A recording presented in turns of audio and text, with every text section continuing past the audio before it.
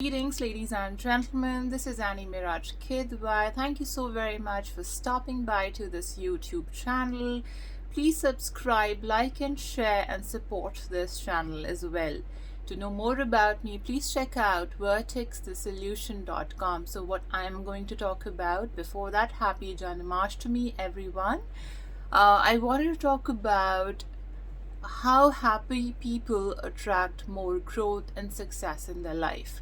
Now, what does I mean being happy? Should you not convey or express yourself in your low times or when you're not feeling well, or should you not, share with any one around you? No, I do not mean that. But happiness is a phenomena where we need to understand that how well we are able to cope up with our emotions and balance our emotions in the times where the times are not, as per what you have expected, or there's an emotional turmoil.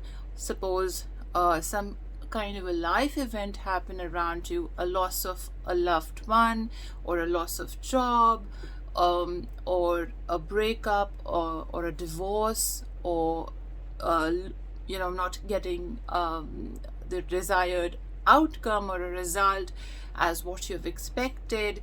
Maybe in terms of your health, losing weight, gaining weight, or for instance, it's just a minute examples I'm trying to make you understand with, or any kind of an outcome, for instance, in your business, or for instance, in your job, or in academic performances for students or learners. So it's very important to understand that how well you're able to cope up with the situations of your life and manage your emotions well. This is what is the major, I would say, major importance to be understood, that how you can define happiness around you in your life. Now, see, life is full of challenges, my dear friends, and this question was asked to me by one of my viewers through an email, and it was quite a long email. So I'm reflecting on the gist of that question in this video, and the reflection is that your happiness is in your control, right? It's the thought process. Recently I've uploaded one of the video where I was talking about the people around us. Now, my dear friends, it's very important to understand that your happiness depends on your thought process. Your happiness depends how you view life around you, view people around you. Okay, I'm sure there are people who are challenges in the path of your success, but you have to deal with them. You have to learn to deal with certain kind of individuals, and you cannot always sit and talk in a group about all the miseries or pain you are going through. Or I would say, if you are always in that mode where you're just talking about whatever negative is happening in your life with people around you, I'm sure you need to share, but you need to share in the right places. Okay, every place is not suitable for you for such kind of conversations. For example, let me give a very realistic example related with my life. So I'm a human being, and sometimes I go in low situations where my mood is not good, or I may face some kind of setbacks in my life. But I do have certain amount of group of people where I go and sit and talk, but in a very balanced and a neutral way. Rather, if you keep on talking about all the negatives, your thought process becomes negative, and even the people around you, after some time, they get bored in a very straightforward language or a very straightforward way. They really get bored because of all of this. Because Challenges and difficulties are part of human life and it happens with everyone, but it is important to develop resilience, coping skills, and emotional regulation, to balance yourself. It's important that how gracefully you maintain that situation and reflect onto that situation, even share the inputs, even the outputs about that situations with people around you in a very neutral way. At times situations become extremely worse. For example, for some kind of situation where finances are concerned or people get into debt or certain kind of situations, so definitely they're also right people to reach out with in those times. And of course you can't share each and every information with each and every person who is not that close to you or who may not able to understand your situations because they don't know you that much, right? So it's important to build a group of people around you who can be through your thick and thin, and you share your private information or your conversations with those individuals in a very neutral way, because you are also standing up for those people. So it is, caring for one another. This is how you work as a unit or a team for one another. Can be your family, can be your spouse, your children, your friend circle, or any kind of relative, not any kind of relative, any relative, who can be a support system, like your cousin brothers or sisters or your aunts or uncles. It depends what kind of a relationship you share with people around you and what kind of people you surround yourself with and what kind of personalities. That is again a different topic. I deal with clinical psychology, and I've recorded many videos on human psychology, and I've talked about empathy, I've talked about self-esteem building and self-worth building. But for everything, the most important part is to understand you have to give importance to yourself and the information and the knowledge of your life around yourself.